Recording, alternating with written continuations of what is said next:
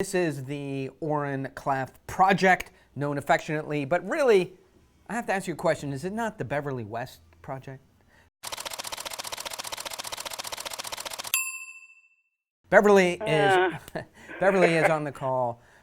So Beverly, whose voice you'll hear piping, chiming, coming in here during the call, is a strategic thinker about messaging and positioning things. So, and Bev, as we go through here, just to give people, a real sample and taste of your intellect, feel free to, to drop in. And here's how I would introduce this. Here's how I would phrase this, because you're so good. Here's how I would position this, in a practical way. Right, absolutely. You're so fast on your feet. It's amazing. Thank you. The things that happen with me, people will say, "Hey, Oren, how would you express this? How would you give the big idea? How would you open this up?" And I go, hey, for whatever accounting software, hey, today, if you need to do accounting in a mid-sized company and keep track of $50 to $80 million of revenue, there's only 3 ways to do it. 1, you use QuickBooks. 2, you use Excel and spreadsheets the way they've been doing it for years. Or 3, you find one of the new breed of SaaS software companies. And if you're looking at a SaaS software company, you basically have 2 choices, us and Microsoft. If you choose Microsoft, no problem. They're excellent, right? And it's affordable. However, they don't plug in, whatever. So, and then a company will say, "Wow, that was great. Did anybody write that down? Nobody wrote that down. We didn't record it. Can you say it again?" And I would go, "No." They go, "But that was perfect." They go, "I can never say it twice in a row." That's like one of the rules of word assassins. You can never say something twice in a row. So, Bev, I know the thing. So my point is, because I do this all day long, I know how to characterize, these big ideas, these openings, these introductions, and they stand the test of time. Like, I'll see a deck with the things I made up in 2 seconds off the top of my head. A year later, it's got those same opening, right? And so, but it's the same thing when I experience your stuff, right? And some of the stuff you and I have written, you'll have written something. We'll have changed everything except for the stuff you wrote, right? And that stuff is unchangeable because it's so good. Like, the stuff I wrote will have to be changed 17 times in order to become decent and good, understandable, readable, and solid. The stuff you wrote never changes 3 words from the first day you wrote it. And so it's really interesting to me. Experts know what they're doing. I'll just give a little plug here because Beverly contributes her time to this platform to help you guys out. Bev's an incredible writer. If you're writing a white paper, a book, a website, something that really needs story-driven content, narrative-driven content, she's the one to email me and say, "I want to talk to Beverly," and have her write our story, right? One thing I wanted to mention too is because you began this conversation with a strategy comment, is that one of the things I do really well, and I think I do sort of a similar thing that you do when you're looking at how to craft a pitch. I'm the same way with like how to find the best, most commercial way to tell a story that's going to most engage readers. Like, what's the story, but how do you tell it so that it resonates with the right people? Yeah. So again, we've said this a million times. This is what these calls are about. Hey, I know I have to tell a story, but you're not a storyteller like, most business people. And by the way, it's not a criticism. You're better. You have a business. All we know how to do is manipulate words, right? You actually know how to manufacture medical devices. In the case of Dave, like life-saving brain aneurysm coils. Like, he knows how to manufacture those. He knows how to sell them. He knows how to save lives. All you and I know how to do is move a couple words around, make them sound is compelling. Tell the story so that people can appreciate how fantastic Dave is. Yeah, like whoever made this and this and this and this and this thing. You're a real Because business honestly, people, coders. And you say embolization coil to most people, which is what Dave invented, that saves lives and people's eyes glass over. Right. But actually, that's a huge dramatic narrative behind that. Huge. I mean, you have no idea what this guy went through to bring that embolization coil. I mean, he was like, crossing international borders, samples, bribing, customs officials to get into countries. It's like this dramatic story that he isn't even aware of. Because all he's thinking about is getting his job done. Yeah. So you start to have a sense of, I know the big idea, Bev knows the dramatic stories, and that's why we try and deliver to you guys here. So Bev, I wanted to talk about something semi-serious, today. When you're starting a narrative, for me, when you're starting a speech, when you're starting a TED Talk, when you're starting a phone call, by the way, in my world, right, a phone call or a meeting or a presentation is a TED Talk. It is a speech. It is a presentation. It's something you've practiced. It's not something you just wing, right? It's some version of your authentic self plus something else that we're going to talk about here. And so there's the things that go into a meeting, a phone call, a presentation, something where you're trying to get resources, whether it's money or hire somebody or a partnership, somewhere you're presenting and you've got an ask. There's a call to action. There's an ask. There's a path forward, right? I don't think you just be yourself, right? I feel like you need to be a higher version of yourself because you're asking for someone's attention and you have to give something in return. And you mumbling or trying to remember what your product is, what the features are, going through it is not enough to give in return today for someone's attention. You've got to pay them off for giving their attention with a quality performance that that takes respect of their time. And so when I think of performance, I think of, and maybe not everybody agrees with this, right? So people say, hey, I'm just my brother. He and I have this discussion all the time. He goes, listen, we've talked about him here before, and he's a great guy, very technical, smarter than me in many ways, better soccer player. But he goes, listen, I don't do all this packaging stuff. He's the exact opposite. I just tell them the facts, give them what it is. If they want it, they want it. If they don't, they don't, right? I don't play games. And of course, like I said, every call, it's way to disregard what you do for a living. Right. I don't mean my brother. I mean, he's not going to watch this. He's busy doing engineering stuff, right? But he would just say, until somebody goes, hey, did you see what your jerk brother said about you today? But anyway. No, I mean, he was discrediting what you do for a living. Oh, discrediting what I do. Yeah, for sure. It's like there's no reason for sales and marketing. What are you talking about? Yeah, so tell them what it is, and if they want it, they want it. I tell him, it's not that you don't play games. It's you play the I don't play games game. It's all a game. We've said this on every call. But so when I think about elevating your game, my head goes directly to tone and pace. Tone and pace. And I feel like when somebody jumps on a call, which is very typical, brings maybe their team or their CEO or their engineer, one or two people to their call, and they've got 3 or 4 people, and it's sort of on this guy who dragged other players from his company to a call with you, right? It's your job to make him look good. Among other things, right? He took some risk. He spent some political capital to bring other people and say, hey, I want you to listen to Oren. I want you to listen to Bev. I want you to listen to, Iran. I want you to listen to, Tom, Susan, Evangeline, whoever it is. And I know we have lots of international callers and we have international names, but I don't want to pronounce things incorrectly like Francois. But anyway, he brought people to the call, and he's taken some political risk. And so what is it that you're going to deliver that makes him look good for having taken that risk on you?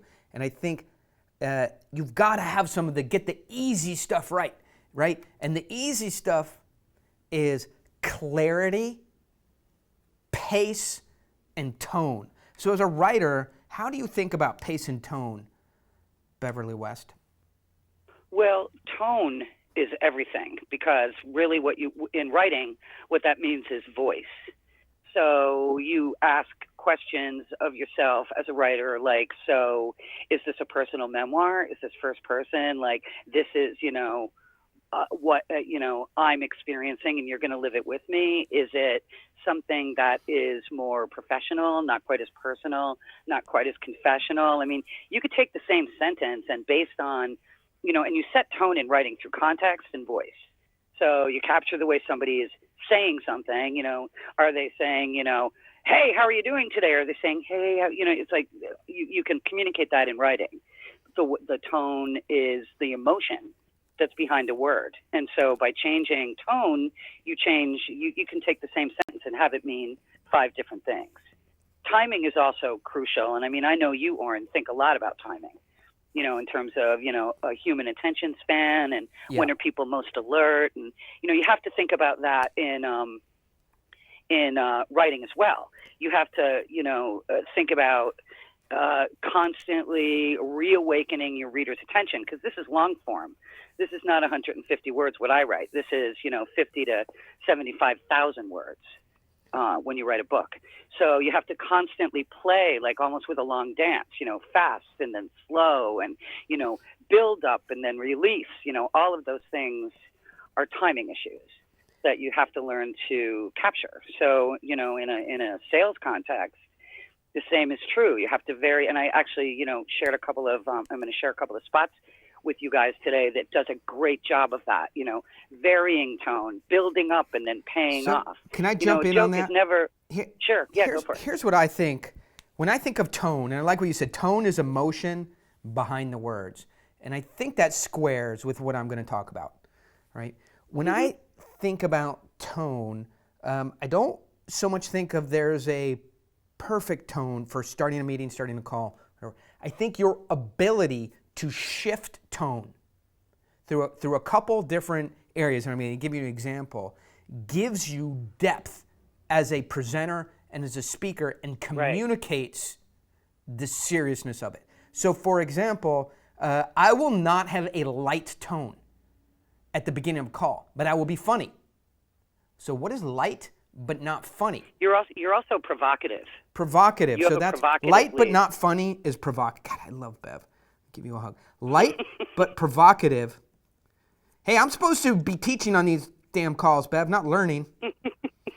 Light but not funny is provocative. So my initial tone is provocative, right? Because think about it. Who is this person that's getting on a call to try and sell me something but isn't needy, is actually provoking me a little bit? What is the number one thing I do to provoke people? Well, it's so easy. I do something that works. By the way, I do not wing things. I don't try things on the fly. When I'm potentially going to make $1 million in a phone call, but I'm going to be provocative, do you think I just try something out I've never tried before and I don't know works? Hell no, right? What I do, and invariably, if this is a guy that can give me $1 million, right, or $10 million and I can make $1 million, right, what is the one thing I know for sure? That he's going to come to our phone call late. He's going to come to our meeting late. That's why when I go to provoke him, and I've said this a million times, I always go, oh, hey, John, you're here for the 107 call? Let me get that one started. Oh, Oren, sorry. My plane just landed. I couldn't get my Bugatti started. My chef was importing blowfish from Japan, and he couldn't heat it at the right temperature, but I got all that cleared. And now, I've just colonized several alien civilizations. I bought Microsoft. And breaking it up and selling it to the country of Montenegro because I'm feeling philanthropic. But now I have time for you. Sorry about that. I know that works, so I'm provocative. So tone, so I'm initially provocative, and then I try and be a little bit funny in a way that's relevant. I can't give a perfect example because I do that in the moment. So provocative. But it disarms the provocation, yes, what you do. And then You humorous. say a startling thing, and then you make a joke. And then self-deprecating. Right, exactly. Listen, guys, you cannot be aggressive and provocative if you can't take it, right? Now, let's assume they don't know how to give it to you, because they don't. If they try and provoke you, they're going to be mean, because they don't know how to provoke in a playful way. If they go to provoke you, they're going to be mean as a mad, what gets mean? I don't know, what kind of animals get mean? Those hedgehogs, not the hedgehogs. Rattlesnakes. The badgers, the honey badgers, rattlesnakes. Right? You turn somebody. Badgers. So before, so I provoke them, and before they can retaliate, I retaliate on myself. Right? And then I do it in a way that I think is pretty sophisticated. I'll say, look, guys, really, we have to be efficient with words here to get them into my tiny dinosaur pea brain. Because as you know, right, we're not capable of much here. We don't make websites. I can't cook you pizza. I'm not going to write you love poetry. I only do one thing well. Everything else, I'm basically useless at, right? You would,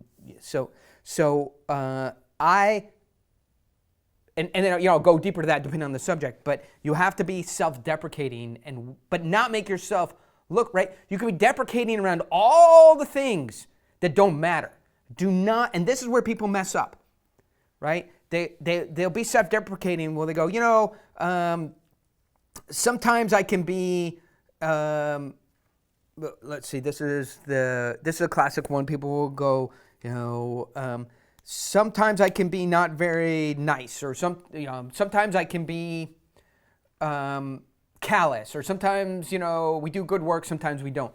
You never want to be self-deprecating around something that's important to the business you're going to be doing together, right? I'm not good at racquetball. You would beat me at chess. When I eat spaghetti, I get it all over my face. Downhill skiing, stay away from me because I'll probably fall, and slide into you and ruin your vacation. You can go on and on. If I touch your computer, who knows why, the metal plate in my head will stop it from working. If I make a phone call, there'll be static on it. If I drive your car, I'll bring it back and the transmission suddenly won't be working even though I did nothing to it. Just the universe conspires against me in most things. I can't throw a baseball. I can't hit a baseball. I can't catch a baseball. I can't throw a frisbee. My little boy, we got him a boomerang, right, from Australia. Yep.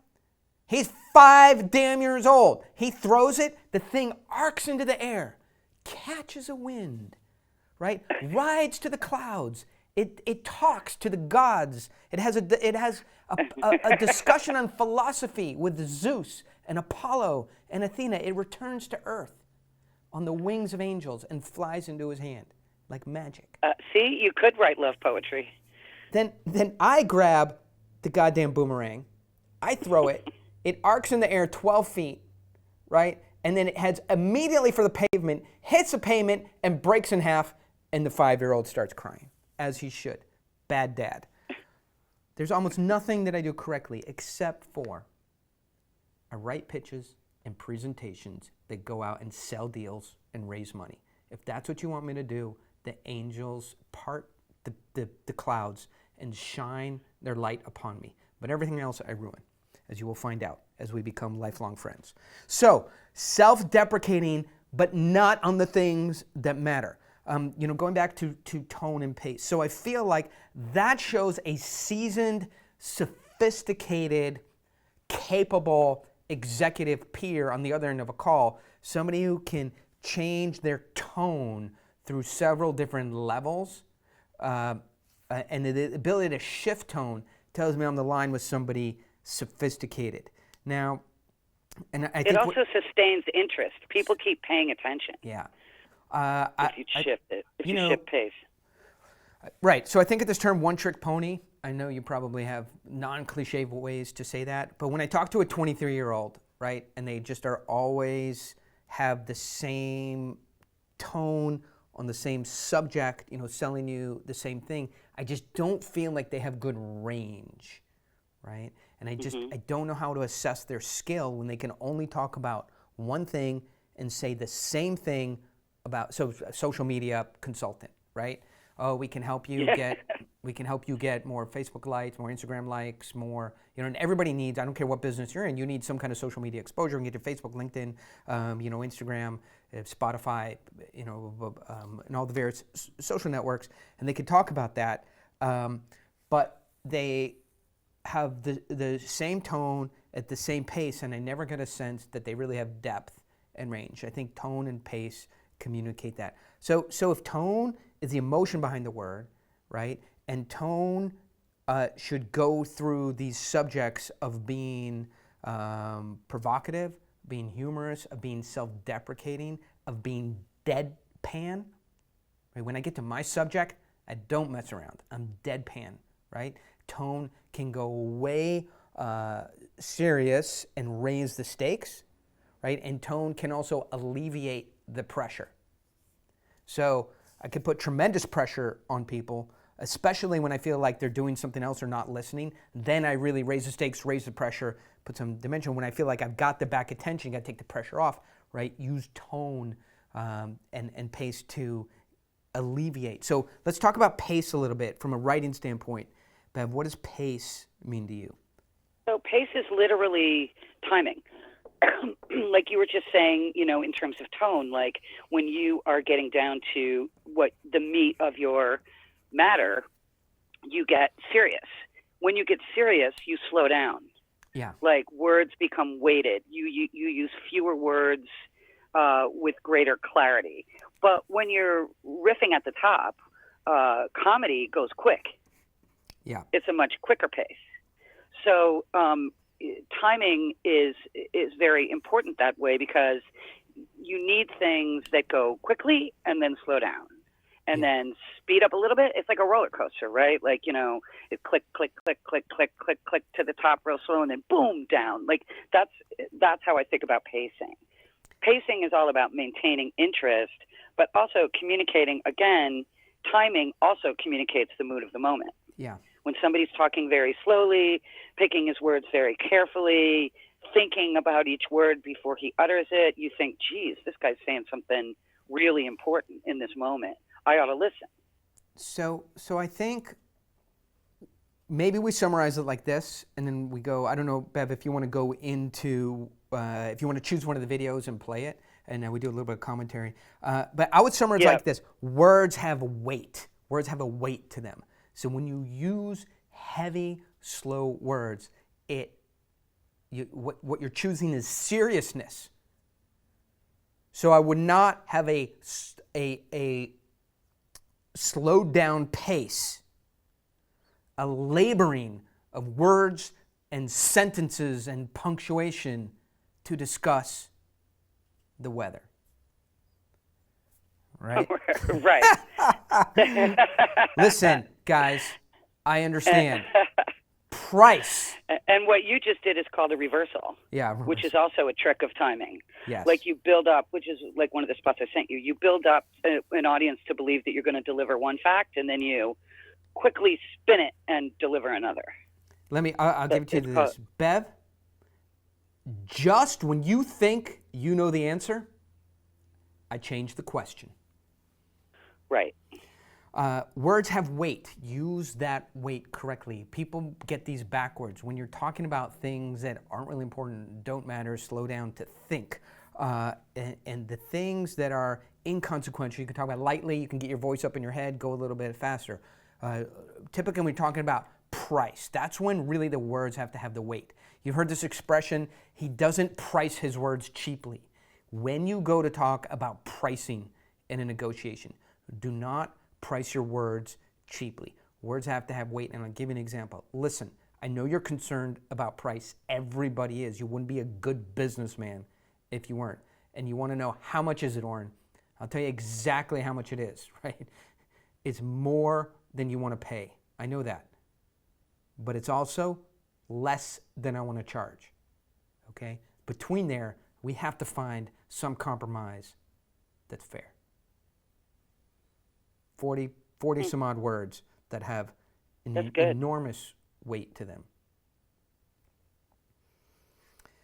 So on that, Bev, can we watch one of your amazing let's videos? Let's watch the one that it's a little bit longer, but it gives you, it's a really good example of variation in pacing and tone. So it's the second link that I sent. I think if we could have Jeremy hit Jeremy's that, gonna that would be awesome. Roll Thunder, yep. Roll the, Roll I think tape. it's Victoria Station or Yeah, here it goes. Liverpool Station.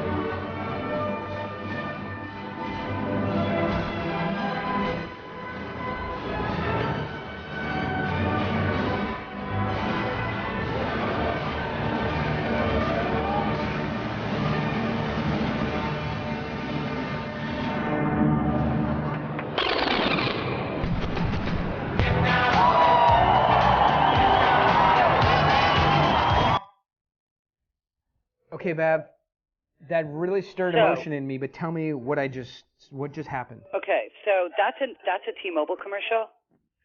Which at the end of that whole thing, what happens is that everybody just immediately just goes back to their phones, and then they flash the T-Mobile logo. But the reason I chose this is to show you how they built engagement through a variation of tone and pacing. So it's almost like exactly what we were talking about. Like in the beginning, when when the first flash mob guy starts, he's just one guy, and one guy starting to dance like that in the middle of a routine rush hour in a train station in the middle of London is a little bit alarming. Okay, like it's like who is this nut like that's starting to dance? Quickly though, they diffuse by getting a couple of other dancers involved. So then you sort of realize, oh, okay, this is a thing. This isn't a bunch of weirdos. This is actually like a cool thing I'm watching. I don't have to be afraid of this moment. Okay, and then what they do gradually is they constantly vary tone from ballroom dancing to hip hop because it's constantly changing up what a viewer is experiencing, but it's also, as it progresses, gets more and the steps get easier and easier, and the songs become more and more anthem-like, things that everybody knows. So as people's attention begins to go with the storyline, more and more people, I mean, at the end, there's like old ladies dancing with their canes. You know, they get, it just creates a pathway through pacing and through tone that makes it easy to create engagement in what would otherwise be a very startling situation or an irritating situation when you're trying to get to work. So let me try go ahead. Go ahead. So the tagline is "Life is for sharing." Yeah. I want to translate this in sort of the language of pitch. Yes, please do. So what we care about is engagement, certainly on a phone call. They bring the CEO, they brought the CFO. The CFO is quite taciturn. The CEO is short on time. The guy who sponsored you, just call it the vice president of manufacturing and needs to buy what you sell, your accounting software, right? What's important to you is engagement. And so you are going to come in and probably do some kind of pattern interrupt, the things that I've been talking about, like humor, self-deprecating humor, and you're looking for engagement so you feel safe to go into your presentation. I do it, you do it, everybody does it. We don't just go, hey, is everybody on the call? Great. So what I want to tell you is, if your accounting software today isn't up to snuff, right, you wouldn't do that because you don't feel like you have engagement. That's why you go, hey, did everybody watch the Bruins game? Yeah, can you believe it? Stanley Cup. Any of you guys play hockey? You're looking for engagement and taking a measure of your audience, right? So you're looking for engagement, which I heard Beth said. So you want to disarm them a little bit. And normally when you're disarming somebody, you're doing something that's a little bit alarming, right? You're looking for rapport. You're doing some of the things we're talking about. You're telling a joke. You're being funny. You're being self-deprecating. You're looking for engagement. You're trying to get them on take them out of their track, right? Which is how cheaply and how fast can we figure out what your price is? How fast can we get off the phone? And how cheap can we buy your stuff? That's the train track they're on. You're trying to move them onto your track, which is different.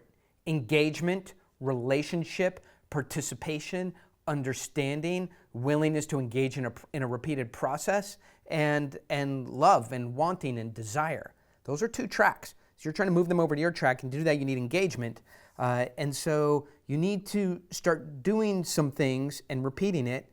You need, the further in you get, what you're doing should start to be engaging but familiar to them, right? For me, they should buy in on the game that we're playing. We got to set some kind of game in motion, right? The self-deprecating game, the game that we can be humorous with each other, the game that we can give and take away, the game that we can, and so I need people to start playing that game. And so I got to do the same thing repeatedly. I got to go through different tones, and the more I do it, the more familiar it has to feel. And that is the key. If you're doing a pattern interrupt, if you're trying to get somebody into your game on your track, and out of their, what's the price, how much is it, send us a contract, their track. Trying to get them over to your track, right? It needs to start being familiar to them so they shift over. So that's how I put it in the language of pitch. I know it's nuanced, but it's also incredibly important and powerful. Bev, did that make sense as you heard it repeated Yes, that back? was perfect. Yeah, That's perfect.